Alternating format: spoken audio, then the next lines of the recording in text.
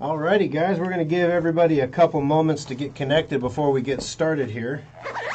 Let everybody kind of get settled in, get connected. It took a little bit longer than normal to get on, so I apologize for that. So while we're waiting here, I'm going to send this email about Ann before I forget. We don't want to forget about Ann. All right, and there's Ann's phone number, which I won't read out loud because, you know, Ann would get a lot of questions. She's the one that is interested in video equipment. People might be trying to sell her cameras and stuff, and we don't want that. All righty, so let me get my page open here, and we'll be ready to go. So, folks, what do you want to talk about today? We got a list of some things that we can do as far as there's news. There's Bitcoin stuff that's going down. This Own It platform really has piqued my interest. It's a brilliant idea. It's one of those ideas I wish I would have thought of it. Not that I would have had time to put it together. But it could really, and the website's a little buggy still. Like, I'm trying to go do things on it, and it's given me a little trouble. So we're still working on that. I hit refresh and it works fine the second time. So anyway, I'm getting a weird message on my screen here that says we're having trouble playing the video. So I don't know what the deal with that might be, but I'm still sending video. So I'm going to keep going and then wait and see if it fails. Good morning, Mary. Good morning, Richard. Good to have you guys with us. All right. Let's see. We're back. Karen and I are on our second cup of coffee, Roger. Wow. I mean, this is a big cup, so it counts as multiple, you know, traditional cups for me. So I start with 3, and we go from there. So Bitcoin, yesterday while I was at the beef game, took a sudden and dramatic nosedive. Like, I opened up my Coinbase app and looked, and I was like, what? It went from like $61,000 down to $52,000. So and it dropped a little bit. It was basically nearly a $10,000 drop. So that'd be 1/6 of the total value of the cryptocurrency, about a 10-15% drop. Pretty significant. You know, if you're in traditional finance, if you're a stock trader, guy, whatever, that is epic. If you sold at the top, which I was like, I have to force myself not to trade Bitcoin because I always end up losing. Because I always think I'm smarter than I am. And so I'm just, the other day I'm like, 64,000 is awful high. Like, I could sell here and buy back in lower potentially. If I would have sold at 64 and then had the guts to hang on down to 52, oh my gosh, I would have made almost an entire Bitcoin, guys. That's craziness. But of course I didn't because I'm being disciplined. And discipline wins, right? Disciplined investing wins. So anyway, if you want to call Bitcoin investing, some people kind of cringe when you say that. But anyway, it recovered half of its losses after that. And as of broadcast time here right now, it's sitting at, come on, $55,000. $55,054.22. So 55 grand. It's back up from its low. Coming back up again. So this is Bitcoin. What caused it? All right, so the big thing is the Bitcoin network. When you have a cryptocurrency with like Bitcoin, the network is what the value is. It's not the cryptocurrency, it's the network. The network is what validates the transactions. If the number of people in the network drops, if people decide they don't want to mine Bitcoin anymore, they want to go mine some other coin, maybe they want Ethereum, maybe they're going after the Dogecoin, the doggy coin, whatever they want to do, you know, they might change and leave the Bitcoin network. And that is a signal that support for Bitcoin has dropped. Therefore, the price of Bitcoin comes down. So if you're looking at just charts and you have just an automated trading bar, trading off charts, kind of like the eBay picture thing, that bot's going to sell your Bitcoin during this drop because the hash rate dropped. It was a huge hash rate drop. It was almost like 30% of the total Bitcoin hash rate went offline. It's because there's one particular province in China where the electricity is particularly cheap. But they had a grid problem this week. And so the miners have not been able to mine for a few days. So it's literally removed a third of the mining equipment from the Bitcoin ecosystem. Now, Bitcoin has a built-in mechanism to deal with this called a difficulty adjustment. So if miners go away, the difficulty that mining Bitcoin gets easier so that the Bitcoin still flows out at the same predictable rate. If more and more people try to mine Bitcoin, which is what's been happening recently, it gets harder to mine Bitcoin, reducing the flow of the Bitcoin so that it keeps coming out at the same steady rate. So there's no inflation, there's no deflation in the amount of available currency. So it's a brilliant mechanism how it works, but that's the reason why. Whenever the hash rate comes on or drops down, you're going to see a huge adjustment in the Bitcoin price. So that hit a bunch of algorithms. And there was a rumor going around that there is some imminent announcements about financial institutions being charged with money laundering by the U.S. government in connection with Bitcoin. That news is called FUD in the industry. Fear, uncertainty, what's the D stand for? Someone tell me what the D stands for. But anyway, in other words, anything that's bad news is FUD and should be ignored. I'm just telling you, that's the mentality, right? I still am a big bull on Bitcoin. I believe that the charts that I look at to determine where Bitcoin is, the Plan B charts of where it could go, where it should be at a certain point in time. It gives a range of where Bitcoin should be. It should be anywhere between the current range that it's at and 160,000 by the end of the month. That's the end of this month. So if you're ever asking, is it too late to get in? Should I get in? Did I miss the boat? I'd encourage you, whatever you can afford to do, if that's $50 a month, $100 a month. It's the same thing as a stock index. You're just going to dollar cost average in. So you're just going to set up a recurring buy on a schedule that buys the same. You can do this on Coinbase very easily. They have an app that you can set it up and it will automatically debit your account. Take the $50, $100, whatever you want to take out a month, put it into Bitcoin and add it to your wallet. And it's your wallet. You can send the Bitcoin anywhere you want. Unlike Robinhood, unlike PayPal, where your Bitcoin is locked into those platforms and you can move it into dollars and then move it out, but you can't just move the Bitcoin. Well, you can do that when you have a Coinbase wallet. So that's some advantages there. That's one of the reasons they went public, one of the reasons they're doing so well. There's a lot of reports also that Coinbase higher-ups, CEOs, CFOs, people that are in the know over at Coinbase. I saw something on Reddit on the Wall Street Bets. They sold the chief financial officer sold 100% of their stock. What do they know that we don't?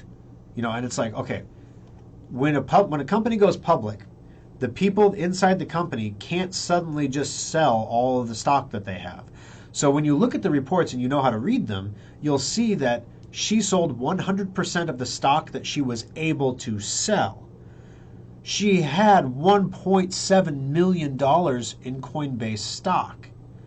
So selling a couple $100,000 worth of it is what any financial advisor would tell you to do when you have that much wealth concentrated into one position. You want to diversify it a little bit. So she cashed out. Other people sold 97% because 3% we're going to hang on to that. So it's not a bearish move at all. I don't have any Coinbase. I tried to buy it at $250 when it came out. Of course, it went straight up to like $400, and it came down. It's gonna move around. I'm gonna be patient, and it's not a bad investment if you want to play Bitcoin without actually holding Bitcoin. Coinbase isn't a bad way to do it. I wouldn't buy it at the current price though. There's no competition yet. This is one of the biggest arguments that I've heard. One of the things that people say that don't understand the Bitcoin network is that there's no competition. And what happened with stockbrokers is that when there was competition, it drove trading costs to zero. So that's why you have Ameritrade and E-Trade and all these other things. You can go to your Vanguard account, you can trade for free in stocks, right? Because there's no cost trades, $0 trades. The problem is with the Bitcoin network that it costs money to transact Bitcoin. It costs Bitcoin to move Bitcoin. So if you want to trade Bitcoin, unless they're just trading it on their books, in other words, we have a bajillion dollars of all the different cryptocurrencies, and you want to move between the cryptos, and we can do that kind of on our own ledger here, so we don't have to actually send those transactions to the Bitcoin network. Anytime you have to send a transaction to the Bitcoin network, there is a cost. So it is possible that somebody could set up a low cost or no cost trading option, but they would have to make an enormous investment into cryptocurrencies in order to do that. Not a lot of places are willing to hold that much crypto. Maybe that's changing. I don't know. But either way, if someone's going to buy that much crypto so they can do that, if TD Ameritrade decided they were going to buy, $50 bajillion worth of crypto so that they can do on the books account trading without going to the network, how is that bad for crypto? You know, I mean, how is that bad for Coinbase? I think it could be bad because it's zero cost. Coinbase would just do the same thing because they already have the Bitcoin, and you just caused their Bitcoin to go way up in value, so they can do it now too. You know, it's like it. Yeah, I did. That argument was kind of yes. There's competition coming. There is no competition really in the U.S. market right now. Coinbase is the place to go if you want safe, reliable, predictable financial institution level service.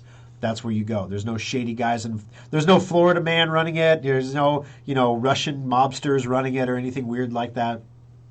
It's straight up. There's no competition for it. But on the flip side, $350, $400 a share. I don't see the revenue model there that would support that. But then again, we're in some kind of weird melt up thing in the stock market right now. So I don't know. There's not a lot of valuations that are supported by fundamentals, so why would Coinbase be any different, I guess? I don't know. All right. So there's Bitcoin report. Earnings season. Bitcoin earnings came in as expected at 0. All right. Thank you, Winston. Appreciate the audio. Audio check, that is. Good morning, Deborah. What's your current thought on the best versus worst browser to use for low-end users? Low-end users, worst browser you could possibly use is Google Chrome. It watches everything you do. It records everything you do. You're giving every scrap of data that you do on the internet to Google free of charge without any compensation, unless you count the fact they gave you the free browser. Same thing with Gmail. Same thing with everything. I've literally switched my. I was a little hesitant. I'm going to be honest here, guys. Like I have won competitions for how fast I can search for something on Google, like little contests. Like I've won contests for how fast I can Google because I've written my brain to know how to write for their algorithm, right? So when I switched to Duck, I had to change the way I was doing searches a little bit. I had to search like a normal person as opposed to a computer. And so when I got used to that, Duck actually was very good. I'm getting results I will not see on Google at all on Duck. I see the results I don't see on Google. I get results from all media outlets when I use Duck.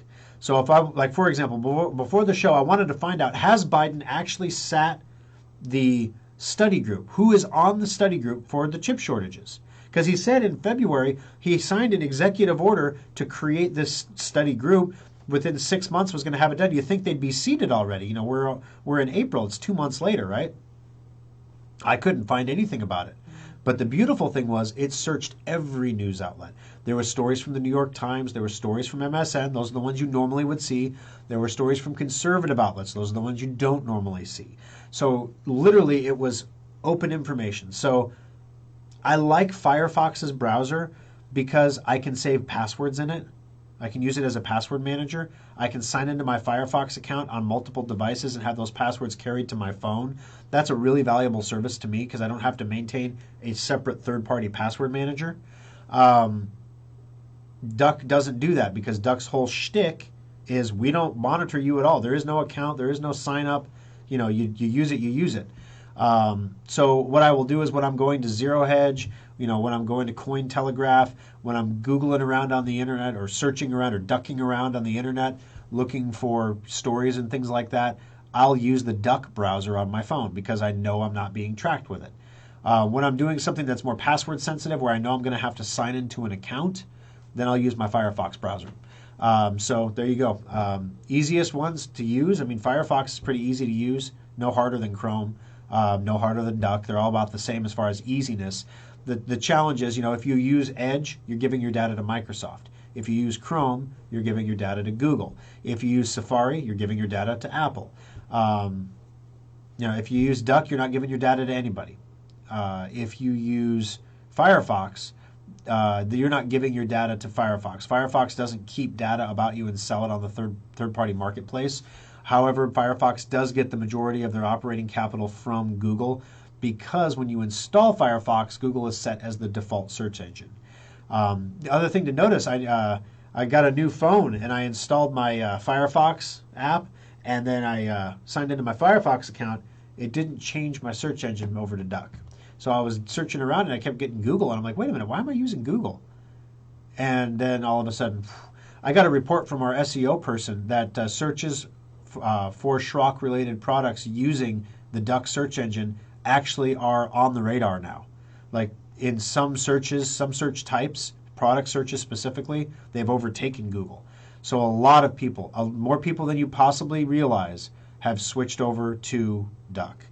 As a result, I mean, at some point you're going to see a response. Twitter is responding a little bit. Apparently, Twitter's video service, somehow their algorithm gave preference automatically to white faces over black faces in the search algorithms.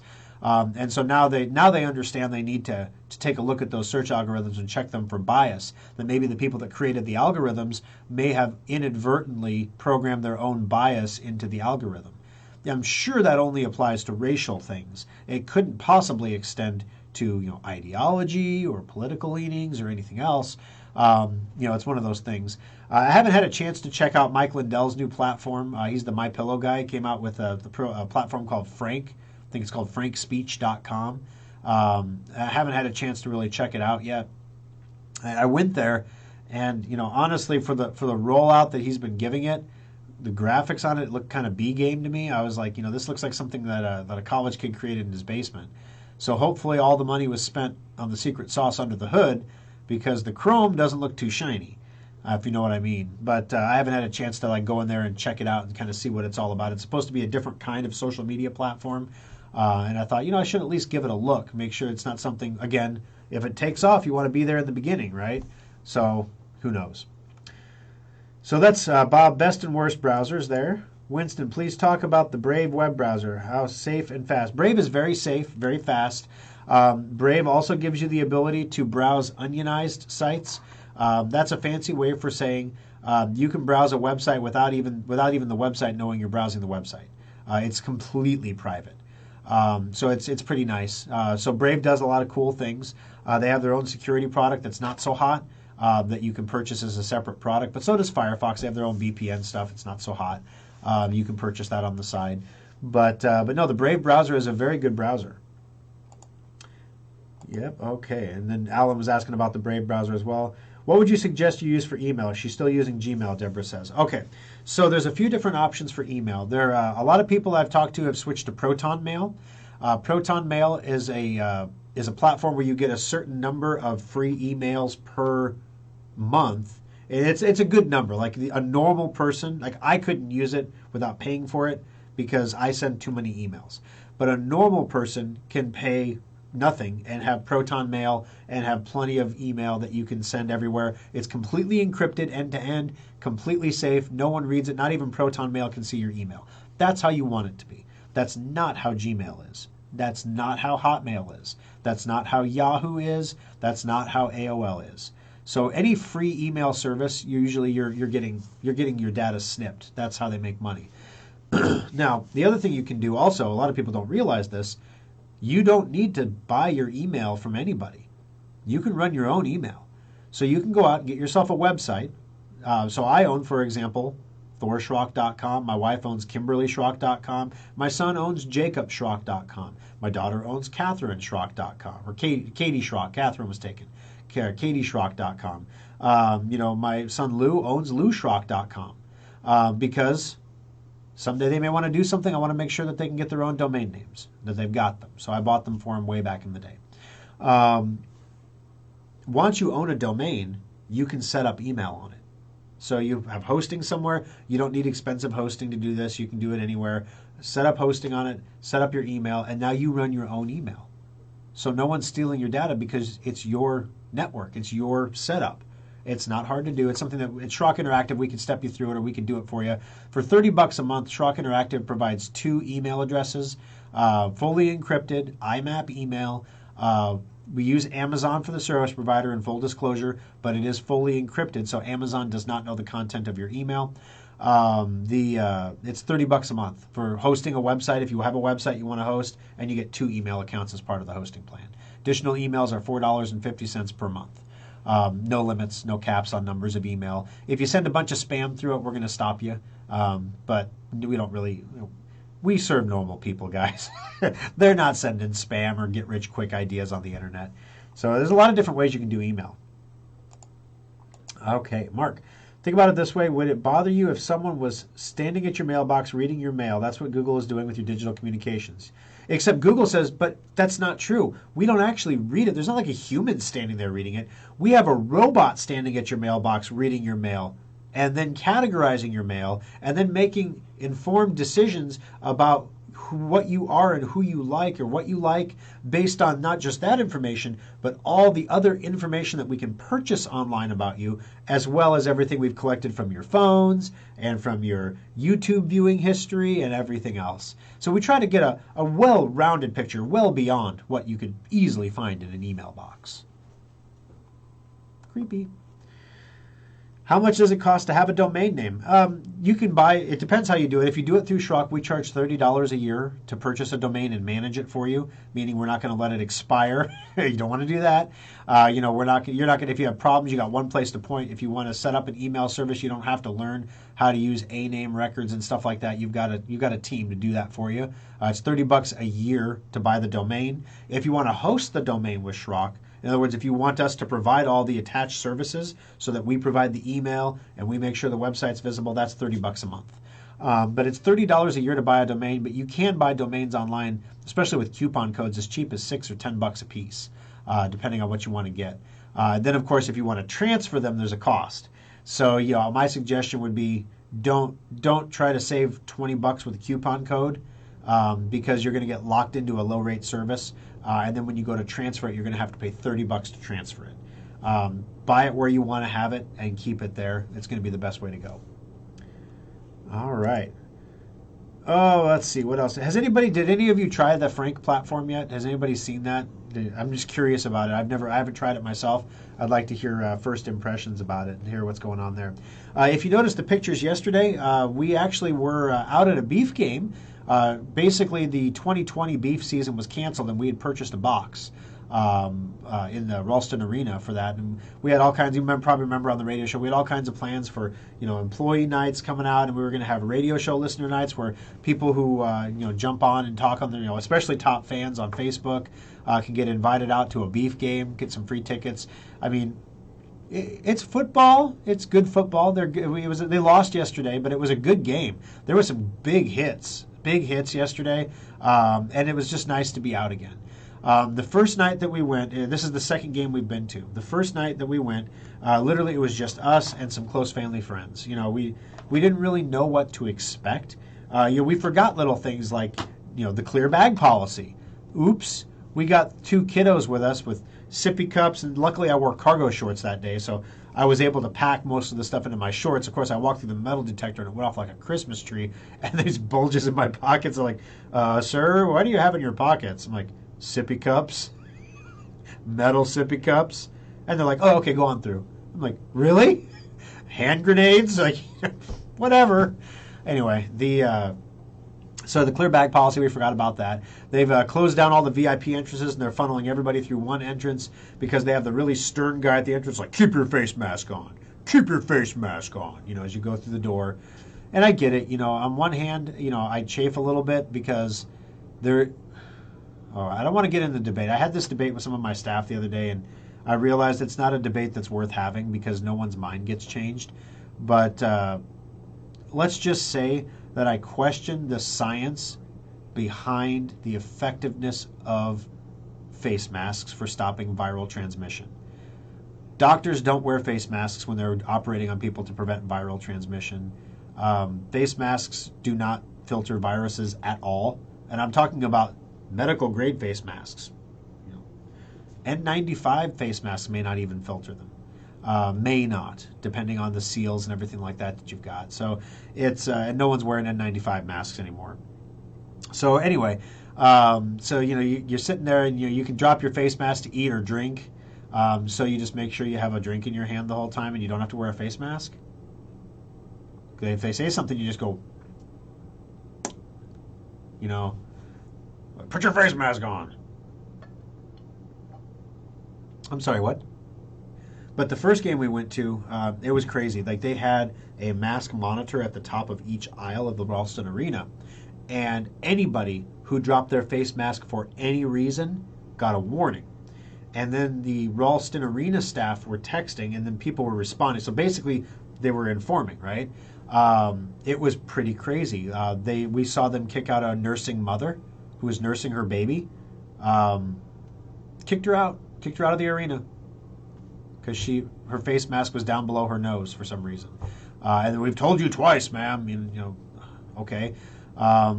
Literally, they had a conversation with the lovely Kimberly. I won't go into the details on it, where she was polite, but she expressed some suggestions on how they could perhaps better implement their mask policy while not appearing to be fascists. I'm editing heavily there. Literally, we're hearing the guys, the employees, talking amongst themselves, and we're overhearing this, like, I'm really tired of being called a mask Nazi. It's like, well, maybe you should stop being a mask Nazi then?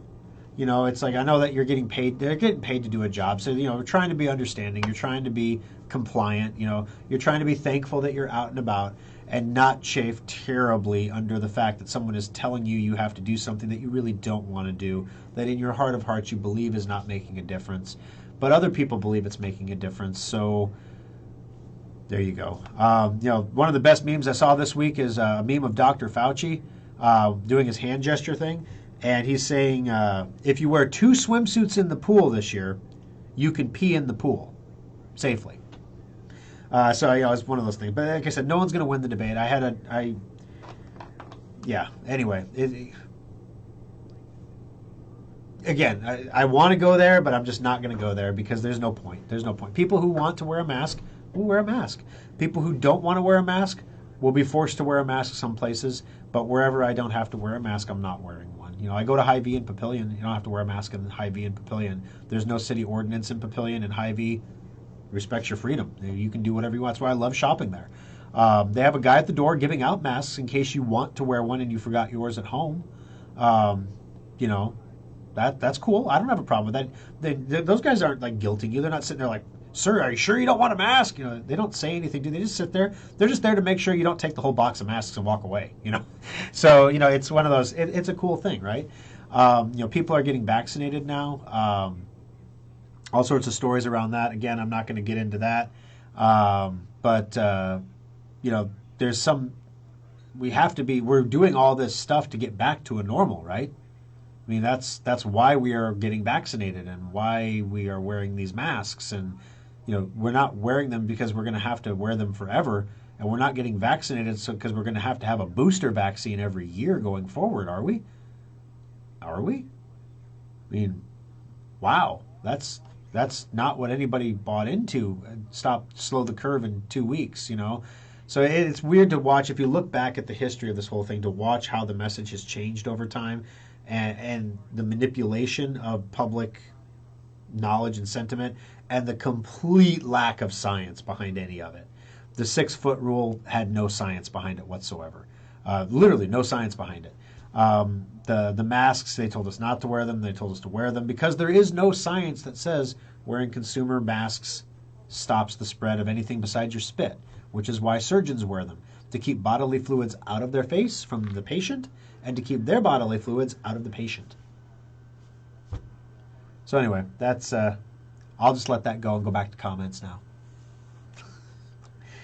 Okay, let's see. Think about it this way. Got that one. Okay. I just looked at Frank. Does not look like much yet. They do say under construction. Yeah, it seemed like it was, the Frank website, it seemed like it was launched too soon. It was almost like when Trump announced that he's launching a social media platform and Lindell had already invested all this money into his social media platform. It was one of those like, we have to launch well before Trump or we're not going to have a chance. Maybe we have a chance at being like a second round to Trump's for people who are going to join a conservative-based social media network. But something really interesting that's going on. You don't see the Trump family commenting or doing much right now. They release statements once in a while. The statement, here's some fun reading. Take the statement that President Trump released about the death of Prince Philip when it happened and read it. It's not a long read. It'll take a couple seconds. And then take the statement that President Biden released about the death of Prince Philip and read it. And objectively judge which one you think is better. If you objectively judge them, there is absolutely no doubt which one is a better tribute. I mean, just a phenomenally better tribute. But no, most people don't even know that Trump said anything about it because he doesn't get a word out, right? But that's the only thing they've really been doing, right? They haven't been saying much. They haven't been doing much. They're appearing on TV regularly. They're doing a little Twitter here and there, but not much. So what's going on? And some people are reporting that, oh no, the Trumps have circled the wagons. Like there's a project. The family is working on a project. They're tapping every person in the family and all the resources associated with each person in the family to get this project done. And I'm guessing the project is this media thing that Trump is building, which is the main reason I think he may not run again. Because if he does build this successful media thing, he already walked away from a business career once, and look what hit him in the face. You got to be a special kind of masochist to do that a second time. And especially when you got guys like Ron DeSantis stepping up to the plate. There's other good, solid conservative guys that don't have the. And don't get me wrong, when I say the baggage, the media is going to blow up anybody they want to blow up, and it just takes time. But they don't start at a negative place.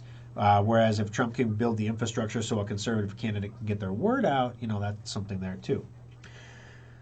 Let's see. Agree with you 100% on the face mask issue, Bob says. Let's have a big party when they tell the world face masks are no longer needed. I only wear one in the store when they tell me I have to. Yeah. If they kick me out, I would never go back there again. Well, and that's the thing. You can get kicked out of just about everywhere. And then, are you not in lockdown? You get kicked out of the Target. What are you going to do? You're like, I only go to Family Fair. I got kicked out of Family Fair. What am I going to do now? Did you see how CocaCola is backpedaling on the Georgia voting issue? I do see that. I saw that CocaCola issued a kind of a milquetoast statement about how we respect the rights of, we don't want anyone's voting rights to be obstructed. We respect everyone's right to vote. The Georgia voting law did not restrict anyone's right to vote. In fact, it made it easier to vote with voting drop boxes, for heaven's sake, where you could just drop your ballot off on a street corner. I mean, it makes it easier to vote. But that's the thing. This is Lovin Kimberly and I were talking about this. I'm like, this is a really important lesson to teach our children. Not because we want them to employ this tactic, but because you have to understand that this tactic works. When you control the media, when you control the message, you can say anything, and it's the truth. When you get enough people saying the same thing in the same direction, it becomes the truth. So the Georgia voting law is racist. I don't know why. The CEO of Delta Airlines couldn't name one thing in that law that he thought was racist. Not one. But he thought the law was racist, and he signed the letter. They're headquartered out of Georgia. He'd probably give it to all the Republicans and Democrats in the state, because that's what businesses do. That's what businesses used to do. You give to everybody because you understand that power in politicians is transient. And you just need to make sure that your business interests are represented. That's why businesses give money to politicians. Not because they're rooting for a team or because it's like, betting on the Patriots or something. You're trying to get an outcome for your investment. Anyone who tells you otherwise is lying. Businesses give money to politicians because they want favorable treatment. Or at least they want the opportunity to have a seat at the table if they're going to be given treatment of any kind, favorable or unfavorable. They want to have a say. They want to have the ability to come back and say, if you don't at least listen to me, you're not going to get my donation next time. So politicians will listen. And sometimes minds can be changed when people sit down and listen. Doesn't happen too often anymore, but sometimes it can happen. So anyway, so CocaCola is backpedaling a bit. I definitely know I cut down. I'm a big Sprite Zero drinker recently for some reason. Normally Diet Pepsi, but I got sick with the surgery thing with my appendix. I was drinking clear pop for a while there and just kind of got hooked on it and kept going. Never really went back. I made sure I drank my coffee in the morning, and then we've got these big glug glug machines that work full of precious pure water. And I thought, what is that clear liquid in there? That could be delicious. I should try that. And instead of drinking so much Sprite Zero, I think our family cut our Coke product consumption by 50%, and we didn't really miss it. You don't really realize you're over consuming that much until you realize, yeah, I guess I cut out more than half, and I didn't even miss it. We tried to switch to Diet 7-Up, but it's bad. Don't try it. It's so bad. And Squirt is the weirdest thing. My dad used to drink Squirt all the time when I was a kid. And so that was sometimes the only pop we had in the house, so you drink a Squirt. I don't know how they do it, but after you drink a cool, refreshing Squirt, you are more thirsty than before you drank the Squirt, leading you to drink another Squirt, which then in turn makes you more thirsty. It's like the water they give people in the desert. I don't understand it. So Squirt's out. We're not going to do that. Whatever. So it's hard to cut all these products from your life, and you don't want to become this boycott because, aren't we all complaining about the cancel culture, right? So can't the CEO of CocaCola have an opinion on the Georgia voting law? Does that mean I can't drink Coca-Cola anymore? Can't Chick-fil-A have an opinion on being open on Sundays? Is that why they can't be in a sporting arena anymore? Or can't open up on a college campus? So, you got to be real careful with cancel culture. But, like everything else in society, it seems that I don't want to say one side, because they've got to find a way to stop having sides for everything. We really do. I don't know how we're going to do it, but I can recognize that separated the way we are, heaven help us. There's some scary stuff going on. You watching what's happening in the Ukraine right now? You watching what's happening with the Taiwan Strait and the Japanese Prime Minister and the statement that was released by Biden, how that enraged China? And I'm not saying we need to tiptoe around China, but I am saying that every single war game simulation that we have done, every single one, utilizing the most brilliant generals and the most advanced weaponry available, we get our butts kicked if China invades Taiwan. They take Taiwan, and we lose access to the Pacific. Not just the South China Sea, like we lose aircraft carriers. It's like Pearl Harbor-esque. It's bad. We are totally overmatched in the Pacific. But we're not doing anything about that. Instead, we're worried about, woke. We're worried about Coca-Cola, and when I step back from it and I look, I'm just like, gosh, this is stupid. This is so stupid. But it's the culture battle, and you got to fight the culture battle. Every country has their own culture battle going on, even China. You got to fight the culture battle, but you can't let the culture battle disunify the entire country to the point where you can't even be in the same room together. Which is why, if China attacks, I'll put a mask on and go stand with you in the trench, okay? I'll wear my mask. It's okay. Do I need to take the vaccine? Do I really have to? China's attacking, and we lose in every simulation anyway. I think that bigger threat. I might get an injection from over there, Ow. So anyway, got my vaccine. Not a zombie yet. Fingers crossed. Paul, my mother got her vaccine too. She got both shots, and she's doing just fine. She had some soreness in her arm, and she's doing just fine. It seems to me that there's some people do just fine with the vaccine, and some people have a really bad reaction to it. If you look at the VERS, the VAERS website, you can see that no matter what your doctor tells you, if you're pregnant, don't take this vaccine. The number of miscarriages is astronomical. From what I can tell as a non-medical person looking at data on a screen, saying that's a lot of miscarriages when I have to scroll like this on my phone. And your screen's just like flying, and I'm still scrolling. That's a lot of miscarriages. Still scrolling. Okay, I'm tired of scrolling. Move on to the next thing. I get it. That's a lot of miscarriages. So I don't know what doctors are telling 8-month-old pregnant people to get that shot, but wait a month, it'll be okay. I don't know. I'm not a doctor. I shouldn't be telling people medical advicey things. But like I said, my mother got the shot. She's fine. My uncle got his shots. He's ultra high risk. They found out he's an AFib. He didn't get any blood clots or anything crazy like that. No one in my family got the J&J shot. I think my uncle got, both my mother and my uncle got the Moderna shot each time. So, there are people who get the shot and they're great. I was talking with Delaney before the show, and she's like, I don't know if I'm going to get it. And I'm like, Delaney, why would you get it? You're like 20. You're not going to die of COVID. I saw a video yesterday. Literally, it was a drive-up vaccination place. I don't know where it was. But you pull up in your car, they come out to your car, they give you the shot in your arm, and you move on. So this dude is sitting in his car, and to the left of him is another car, and to the left of that is another car. So 2 cars to the left, the guy gets his shot, and he appears to die. Like he goes like completely out. They're opened his door, they're rubbing his chest, they're patting on him, they're rubbing him, they're checking for breath sounds. I mean, the guy's filming this with his camera, and he's like, oh, dang, that guy, that's a mess, right? Whew, bad reaction there. Hope he's okay. So then eventually they move on to the car next to him, and that guy gets the shot, and he starts having convulsions.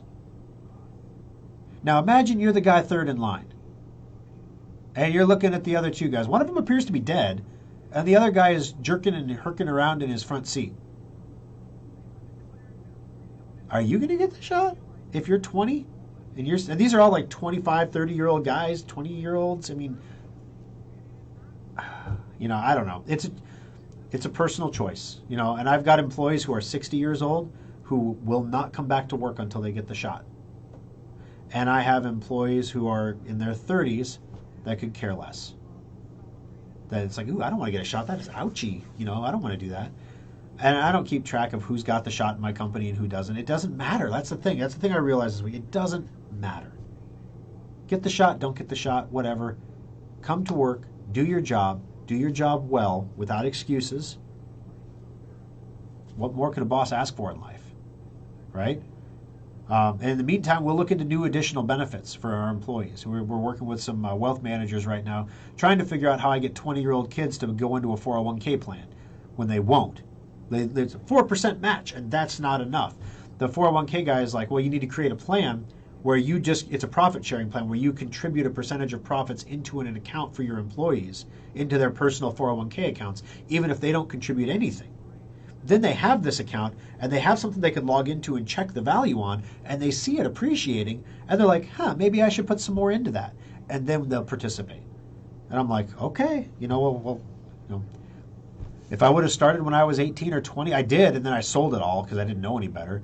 Didn't pay any taxes on it either. I worked for Walmart for a while, and they really work on you to get you to buy the Walmart stock. And I think I sold like $800 of my Walmart stock, and I didn't pay any taxes on it like 20 years ago, 25 years ago. Oops, I didn't know any better. I was just a dumb kid, right? So anyway, how do I get the dumb kids to realize if they start now? I mean, how can I get my 14-year-old son a job in my own company where he gets a 401k and he just puts all of his paycheck into it because he doesn't need to buy any more V-Bucks? These are the things that dads ask themselves. Oh, let's see. Did you see Warren Buffett endorse Gene Stothert? I did not see that. That is news to me. I like it. I mean, she's done a really good job as the mayor of Omaha. She really has. She's not confrontational. I mean, you remember Hal Daub, right? Hal Daub did a great job as the mayor of Omaha. But my goodness, the battles with the unions were epic. Where the mayor was like, whatever, fire trucks, we'll get the snowplow guys to drive the fire trucks. We don't need you firemen. He was like hardball 24/7, right? And the left absolutely despised him for it. Gene Stothert, she's got a sense of humor. She does a good job. The city's running pretty well. The potholes aren't bad. She's doing a good job. So that's good to see that she got endorsed by Buffett. Yeah, you love it when I say pop instead of soda pop or sody pop.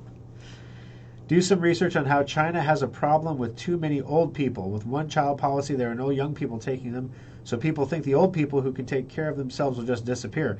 Actually, China lifted their one-child policy a few years ago. Now you have to get permission to have more than one child, but you can do it. It's tied, I'm sure, to your social credit score. But yeah, the demographics is a worldwide problem, which is why let me give you a mind bender today. Okay, this is gonna twist everything you think you know and make you say, "Ow, ooh." How do I frame that? 30 years from now, countries will be bidding for immigrants. And I'm not talking about skilled immigrants. I'm talking about human beings. How much can we pay you to come to our country? 20, 30 years from now, that's how it's going to be. Because there is such a demographic problem. About the only place in the earth that is seeing a demographic increase in population is Africa, which is it's always been seen as a problem in Africa. You know, the people's children don't survive, so they have like 14 children. But then, 12 of them survive, and you're like, oops, there's a lot of people to feed now. We don't have any food or water or anything. And Central America, only places seeing positive population growth. So today, people from South America, especially unaccompanied minors, in other words, you want people who are intelligent people coming into your country as a migrant. You want to bring engineers and doctors and, brilliant entrepreneurs. You want people like Elon Musk, who was born in South Africa, to come to your country and start Tesla and start SpaceX. If he wouldn't have immigrated to the U.S., we wouldn't have SpaceX or Tesla. Could you imagine? There's nothing wrong with legal immigration, right? We all agree on that. So now that's the illegal immigration, the uncontrolled migration that people are freaked out about because it's disruptive to a community. When you take a different culture set and dilute the population by 50% with a different culture set, it leads to cultural problems. It leads to people that get angry or they get nervous that the way that things have always been is now not the way it's going to be, and all these new people coming in are ruining it. They thought the same thing about Irish people in New York, back in the day when they were coming over from Ellis Island. It's the age-old story, but here's the difference. We're not making enough people to keep the country the way it is. So if people are going to throw babies over the border wall or 2-year-olds over the border wall to get them into the country, I don't know what the game is there. Like, do you plan on coming later and saying, oh, that's my child and he's an American now, so I can be an American? Is that the plan? I don't know what the plan is. But what I see is these are kids that can be put through an education system, admittedly one that is flawed right now, but can be put through an education system that can become the next entrepreneurs or the next doctors or the next whatever. They're kids. They're unprogrammed people. And it's what is education if not programming, right? Now, that sounds really nasty, like, you're programming people to think a certain way.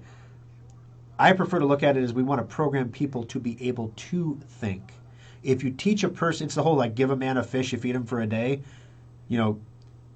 Give a man some woke education and you feed him for the day. Give a person the ability to think, and they can figure anything out. They can learn anything. They can do anything. Teach them how to think. Teach them that they don't have to go out and find a job. They can go create a job. They don't teach that in school. They teach kids to be good little factory workers. They learn to add and read and write and what to say and what not to say and when they can go to the bathroom, what time they have to be at work, what time is their break, what time is passing period. They learn all that in school. That's the primary lesson. Of course, there are exceptions. We've all had really great teachers in our lives. We've also had some real bonehead teachers and administrators and everything else. One of the things that, everybody asked me, well, Thor, someday you're going to want to retire from this. And they were asking me that in a meeting. When do you want to slow down a little bit? I'm like, well, I kind of feel like this last week I've been moving pretty slow, actually. I'm feeling rather old man this week, and I don't know why.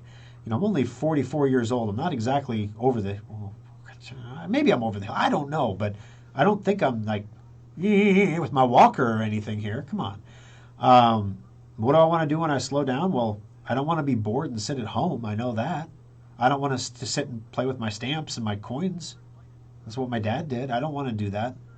I want to continue to have an impact on the community around me and the people around me. And I don't mean that in the sense of I want to organize people to go vote. I want to help people develop things. That's why I was looking at this Own It platform, and it got me excited because there isn't anybody out there that tells young entrepreneurs how to do it. Okay, I have owned a business for 23 years. Same business. For 23 years, I've had to have insurance policies. Automotive, life insurance, workers' compensation insurance, business liability insurance per location, all this stuff I've had to have. And I've shopped it before. Like I'll call Geico and I'll call American Family and I'll call Farmers and see if who's got a better price. And it always ends up being about the same at the end of the day, so I don't end up moving. But the prices keep going up. And then, when I had to get loans for 5 vehicles, my credit went down. My credit score went down because they're like, Thor's got like $1 bajillion of debt because I had to personally co-sign for the vehicles. Till I finally found a bank that understood that they weren't my cars. They were the company's cars. And they just said, well, the cars secure the debt. Why don't we just put it in the company name, get it off your credit? You'll do that? Every bank I've ever been to said no. So who tells the entrepreneur to go to Cornhusker Bank? Who tells the entrepreneur not to go to Bank of America, not to go to, who are the other ones? I was with Commercial Federal when Commercial Federal was a thing. Then they became Bank of the West. Then I left them and they were Bank of the Rest. Now they're Paribas Bank, I don't know. Then I went to Westgate Bank. They were a better bank from a customer service standpoint, but from a lending standpoint, they were the same thing. No. Unless you have enough assets to secure the entire loan amount, we are not taking 1 ounce of risk on you. Then I get to Cornhusker Bank, and it's like the clouds parted. I've got a personal banker who actually understands what I do, who has the time. I have his personal cell phone number. I called him the other day. He was at a game for his kids. I'm like, I am so sorry, man. And he's like, no, Thor, ask your question. And I was like, well, I'll make it quick. My mom's looking at a reverse mortgage possibly. Do you do that? And he says, no, we don't do that. I'm like, no problem. Get back to your kid's game. That's if I would have only found that before. So the thing that hit me the other day, I was talking to a planning guy, and he says, well, do you know the difference between an insurance agent and an insurance broker? And I sat back. I'm like, I didn't know there was such a thing as an insurance broker. I know there's a real estate broker, and that's different than a real estate agent, but the broker kind of runs the agents, right? That's how it is? No, that's not how it is. A real estate broker will go to all the different insurance agencies and cherry pick which ones have the policies that are right for you. They get paid by the insurance agencies to bring customers. You save money on insurance, you don't have to do the homework, and you can shop it over and over and over because that's your broker's job. When another policy becomes cheaper, you switch policies. How much money have I wasted on insurance over 23 years? If somebody would have just told me that, and you guys are probably sitting there at home like laughing, like, you idiot. But it's just those stupid little things that if somebody would have just told you that. Who teaches kids to do these things? Who teaches kids to start a business? Who helps them? Who provides not necessarily capital, but the intellectual capital that you need to make sure that you're properly leveraging the capital that you have? Nobody does that. And I thought about the Own It platform, and I thought that would be a cool thing to do. And the guys asked me, what are you going to do when you slow down? And I thought, you know what? I think I might start a charity. I might start a 501c3 that does this, that literally is an incubator for small businesses. Because all these kids that are getting thrown over the wall, those are going to be the kids starting businesses in 20 years. That'll be me at the beginning 20 years from now. Who's going to help them?